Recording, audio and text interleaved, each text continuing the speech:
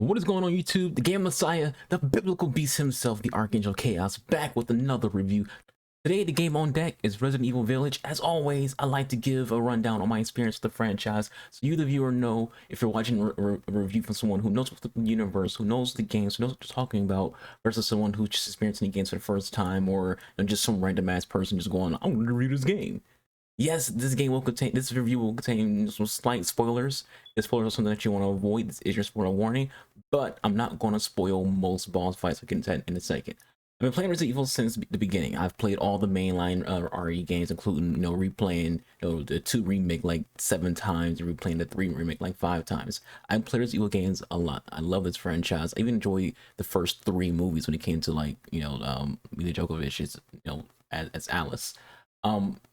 As well, for those who are worried about spoilers, I'm going to tell you this right now. In this review, I will only show world gameplay. What is world gameplay? Just the environment, just roaming around the village itself. I'm not going to show most boss fights. I might show just a little bit of just the enemies themselves, but not like the actual boss fights involving them. So we're going to see missions and things like that. I won't show important cutscenes. Not going to show important boss fights. The only boss fights you will see in the game will be Mother Miranda, which is just a few scenes of it, not the entire fight itself, as well as fights against the triplets. Getting into the review, the game takes place after the events of Resident Evil 7, but even though at the end of that game you are given, a choice between Mia and Zoe, that choice doesn't actually matter. The village starts off with Ethan, Mia, and their child Rose. Quickly their home goes from a peaceful night, to all hell breaking loose. As walking boulder puncher Chris Redfield shows up with his squad and light up Mia like Las Vegas. Chaos ensues. Ethan, he gets taken by Redfield and his squad, and then you go into the village. Now there is something that happens between that scene in village, which is basically how Ethan ends up in the village itself. I'm not gonna go over that, so that's for you to experience. First, fast forward from the open act, Ethan wakes up in a Romanian village and begins his search for his daughter Rose, but gets attacked by mutated humans, Lycans. Yes, Lycans. Why is there Lycans? I made the joke on Twitter before that I was like, I feel like the developers watched the Van Helsing TV series on freaking Netflix or some shit and was like, you know what? We want vampires and Lycans, and how can we make it make sense? Let's just say the virus created some vampires and Lycans. Anyways, after dealing with the Lycans, you meet this stupid chick and her crazy pops, and well, they're weird villagers. As expected, all hell once again breaks loose. Everybody dies except Ian, with his left or dead hand, because he lost his finger. He lost like 2 fingers on his freaking left hand. He's complaining about people dying around him. Whatever. Jumping further into the game, Ethan is captured by the main villain and her lackeys. This is the point where you meet the main characters in the game in terms of the villains. Lady Dimitrescu and her daughters, Donna Benavides as well, Moreau, and Heisenberg. This game is letting you meet all the main bosses you'll face throughout the game, introducing you to the players at the table, letting you know there's 4 parts to the game. Unfortunately for one of the many gamers that hyped up Lady Dimitrescu, her part is rather quick. No, you're going to notice that very quick in this game, that the boss fights are very quick, and she's the first part. The most marketed enemy of the game is the first part of the game when it comes to the boss encounters, things like that. And it's not only is it not a hard fight, it just seems very quick and rush. Even the fights with her daughters seem very quick. Like I remember that the first daughter you go up against, and I was like, wait, that was it. And then I was hoping to myself, like, all right, maybe the next 2 encounters with her daughters will be, better. Will be easy. Will not be easier. Be more difficult. But nope, they're still just very quick and easy. I'm not gonna talk too much about the story in detail, so avoid spoiling it. But I will say it's not a bad story. It's pretty solid. There's a good bit to unpack if you are all about lore, if you care about lore. All the information about Ethan, Mia, Rose, Mother, Miranda, it's all worth experiencing in the game. And it's worth looking at and reading the in-game lore to gain even more knowledge about the game, about the game's characters and things like that. So if you're into that kind of stuff, I do recommend doing it. Though I think all the bosses in the game are rather easy and their fights are super quick, I do think the design of them are great. Every boss in the game looks cool except Moreau, who just looks gross, which is the point. The fight with Heisenberg is a big letdown, though his design is still good. Once more, to avoid spoiling the game for those that care, gameplay wise, I'm only going to show the Mother Miranda fight and the fight against the 3 daughters. The reason I'm showing the Mother Miranda fight is because I wanted to talk about what clearly inspired this fight. Some of you, I've played a lot of Dark Souls. Mother Miranda clearly borrows the idea from Software on two boss fights, the Four Kings and Pinwheel. If you play Dark Souls, this is something that you're going to notice in this fight immediately. She looks like Pinwheel.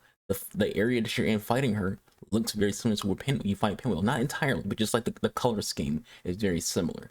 And then she has a face that's very Four Kings like.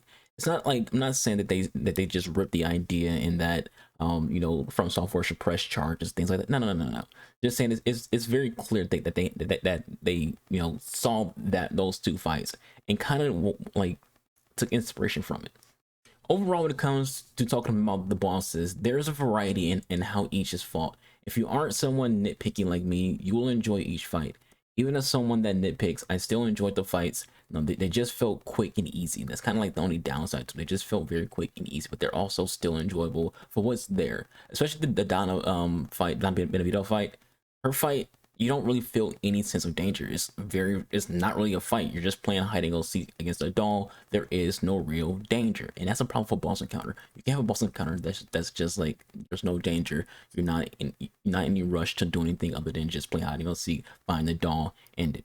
The real boss encounter for me is what leads up to Donna Beneviento. I hope I'm not her last name right. Sorry if I'm not. Which is I'm not going to say too much on what happens, but there's an encounter before her.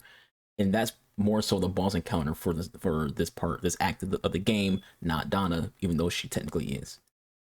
But a lot of you will face each boss in the game and go, wait, was that it?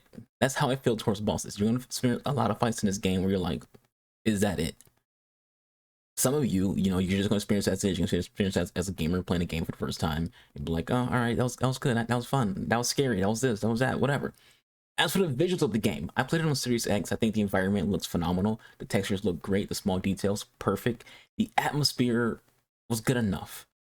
This is where I kind of have issues with the game as well. And when I say atmosphere for this game, what do you look for in a horror game? When you're judging a horror game, the atmosphere for me is, you want to get scared. You want to have that feel of tension, horror, suspense. For me, I never felt any of that. And that could be because in general, I'm just not very scared about when it comes to video games and movies. That's kind of the issue I have with horror genre as it is right now. They don't make me feel fear. Maybe for you, that'll be different. So when I say atmosphere is good enough, for you, this is subjective. The atmosphere for you might be perfect. Everything about this game might scare the shit out of you. I don't know. Maybe it will, maybe it won't. I can't tell you what scares you. But for me, there was never any sense of fear, and that's the only downside to the atmosphere of the game, to the visuals of the game, because I put that all into one bubble. As well as when it comes to visuals, I think the faces in some situations could look better. Mostly Mia could look graphically better. Also, I'm thinking of taking a point off just because Chris isn't punching a boulder. That's a joke. I'm not going to knock off a point because Chris didn't punch a boulder, but I don't want to see Chris punch a boulder. I don't want to make this review too long, so I'll give an overall thought and score. Overall, I think this is a solid game. Compared to previous titles, it's definitely an easier game. There is no storage system, so you don't have to worry about really managing your inventory too much because you aren't running back and forth to a storage unit to dump items or retrieve items, things like that. This game does not play as similar to the usual style of Resident Evil games. It's kind of just clear cut. Yes, there's puzzles. Yes, there's collectibles for you to interact with, but for the most part, you're not doing like those same micromanaging things that you do in previous games to like make sure you're getting like the best score or the best speed run. You don't really, there is no score when you beat the game. There literally is. There's no S ranks or B ranks or A ranks or C ranks. There's none of that exists. The game doesn't even like you can save as many times as you want. There is no punishment for saving too much, things like that. So if that's something that's really big for you as a Resident Evil fan, you're gonna see that as a negative in this game. Speaking of the game's puzzles are the easiest I've ever seen in Resident Evil games. They're super easy. Some of them are very handheld. You'll do some puzzles in the game and go, wait, what was that it? Like, that's gonna be your thought in a lot of the puzzles in the game. Again, another big negative for me, I never felt like I was in danger in the game, period. Let alone boss encounters. I never felt like I was in danger in the game. It felt super easy. And I was playing on standard. I'm going to play it again on the harder setting. But I still feel like it's going to transition very easily to the fact that I still won't feel like I'm in danger. I feel like if I do die in any video in this game, it's my own fault. And it's something that I was just being dumb about. I feel like even on the harder difficulty, it's going to be the exact same thing. It's going to be like I'm only gonna fail if I do something stupid or mismanage my ammo. But with all of that said, it is still a good, solid game. Not really a big fan of Ethan's Winter storyline. I prefer the OG characters, but I still enjoyed this game. I will be playing it again at least 2 more times when it comes to the higher setting, as well as doing a speed run. And as I often say, the point of video games is to have fun and enjoy yourself.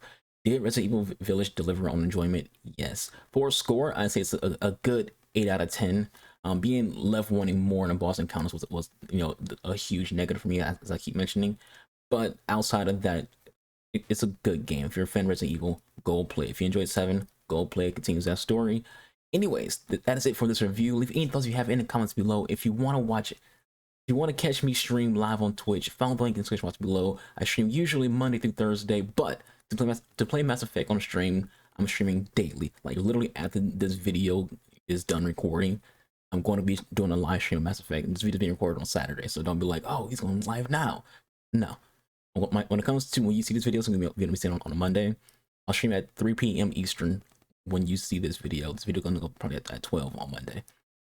Unless I fuck up. But anyways, if you want to follow me on Twitch, watch me play games live, whether it's Mass Effect, whether it's Dark Souls, whether it's Resident Evil, I play a variety of games. The link to my Twitch in the description box below. Go down there, click it, follow, GG's. With that said, I've been the underscore talent known as the Archangel. Be safe, be kind to one another. Goodbye, good night. Bang!